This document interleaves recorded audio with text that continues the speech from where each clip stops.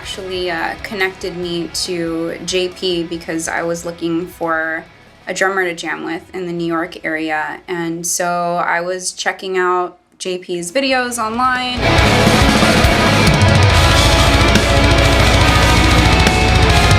And then noticed that he had a bunch of videos with this other 8-string player. And I had been looking for another 8-string player to jam with for so many years and could never find anybody.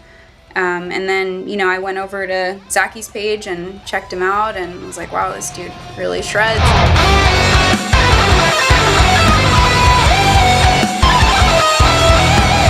One of the years I was going to NAMM, I guess JP knew Nicole from before, and Nicole had asked JP if he knew another 8-string player. The dots kind of just connected. I ran into Nicole at NAMM, and next thing you knew, we were in a room jamming, and the chemistry was just awesome. The music was flowing. It was something really special right from the get-go.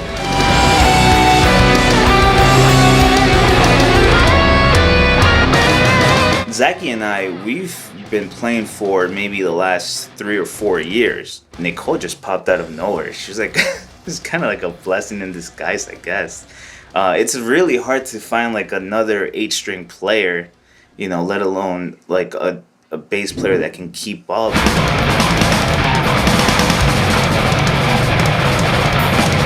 As the last piece of the puzzle here, so to speak, as the bassist, 8-string guitar players sometimes forget that they do need a bass player. So once they had a drummer, I think they realized after they played with JP for a few months that I think it's time for a bass player. And that's when we offered you $1 million, like Metallica. Yeah, I did. Well, we had a big budget, so yeah. You know where is that check? Because that still hasn't cleared. You got to talk to Zaki about that. Zaki.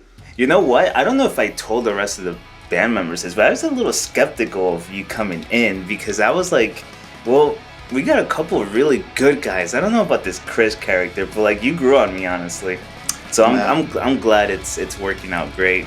I'm like a fungus.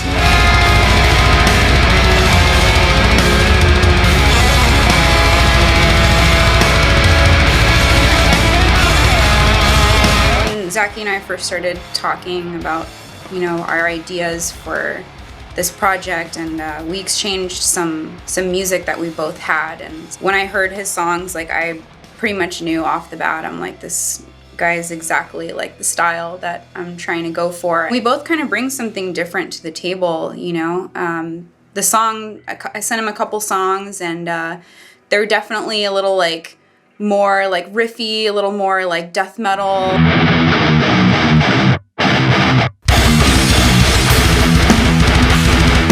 I like writing a lot of clean parts too, and you know, Zaki has all these crazy leads and rhythms, and I think they just mesh together really well. Nicole will have this nasty riff, and I'll just be like, damn, like who hurt you today? You know, like where's this coming from? And it's just like evil, and I'm like, okay. It's definitely different, you know, coming with a riff or some sort of rhythm and jamming with my guitar player, who's also a drummer that understands all the crazy time signatures and everything. And, you know, we've kind of just been able to like complete each other's ideas effortlessly.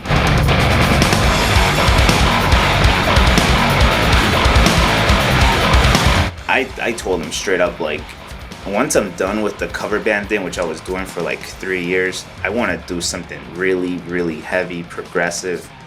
He was totally down with that. I purposely bought a 6-string bass to play and complement the 8-string guitar.